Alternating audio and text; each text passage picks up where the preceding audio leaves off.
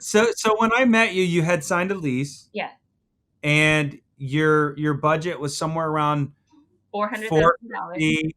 for a And if anybody, 2,900 yeah, downtown Seattle location.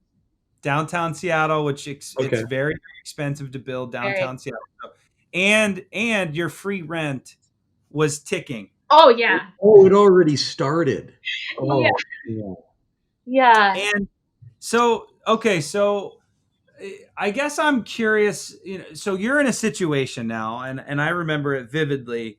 But I again, for the listeners out there, like I want there to be a lesson, and that's be careful about who you surround yourself, especially for a startup. Now, there's a lot of great coaches, there's a lot of great equipment people and contractors, and so there's a healthy skepticism for sure. You got to have a healthy skepticism. You can't go into it thinking I can't trust anybody, because Right. that's the opposite of what you need to do. However, you don't trust the first person, I guess, is how I would Well, because say that. here's my whole thing. That real estate person, I mean, what the heck was that person thinking? Right? In a way.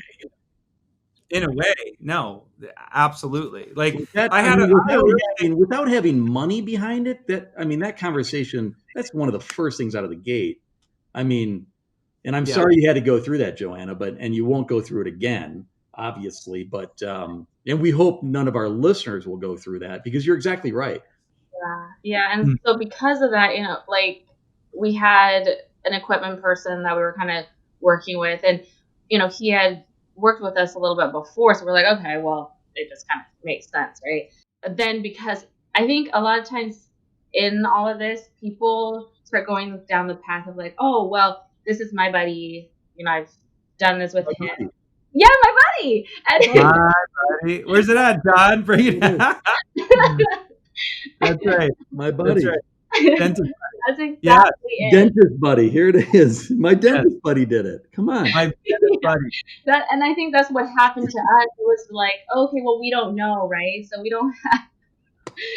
didn't have all the connections or network to be like, okay, this is the right person for this. It was really like, oh, well, this person's done it. This was like, okay, well, so then you just corral these people in. And I remember, we had a phone call with Mike, and he like put everything on pause and like flew up to save this thing. Like immediately? Yeah. Oh yeah. You flew in like 48 hours later, or something like that.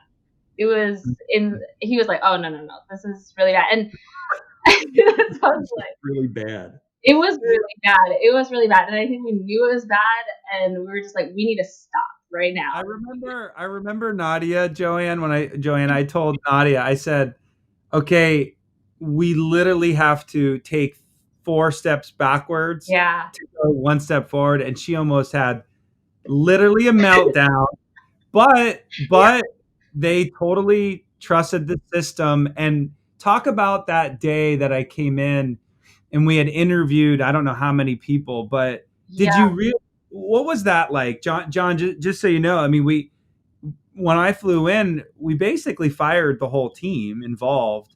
And then we lined up all of the folks that do this pretty much every day in and day out. And they interviewed, I don't know how many people, but was that a little bit different than the first interviews? Oh, absolutely. I don't think there were interviews, Mike. Remember? Like, it was just, okay, it was my buddy.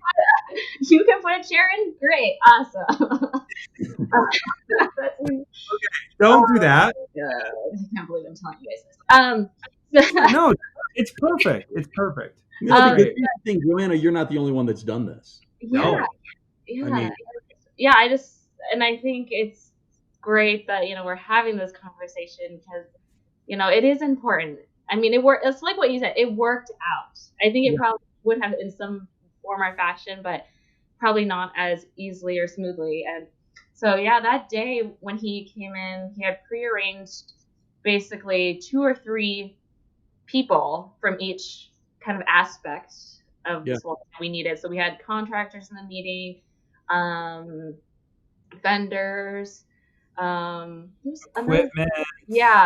couple of architecture. Yeah, and so it was very interesting because he brought different people in, and it allowed them to kind of come in and present what they had to offer to us, which was really nice. And I think that's definitely the way to go, because I feel like during the whole process of all this, it's like you're fed to a pack of wolves. I mean, put that in. You put it away. You're insulting me, Joanna. I'm sorry. That's what that would be. Episode over. This is amazing. That's perfect. That's exactly what she should say. That's exactly right. But it doesn't. By the way, we talk about that all the time. We talk about that. Well, and I would hang out with you all day long, but I just felt like it really was. We had no idea what we were supposed to be doing, and everybody just comes to you like, "Oh, you need this, you need that." It's like planning a wedding, but times 10. Like everybody is feeding you all these sparkles and things, and you're just like, "Oh, I need that, I need that." And I think the best thing that Mike ever said, and it still comes to me sometimes when we're making decisions, it's like, do you need it or do you want it?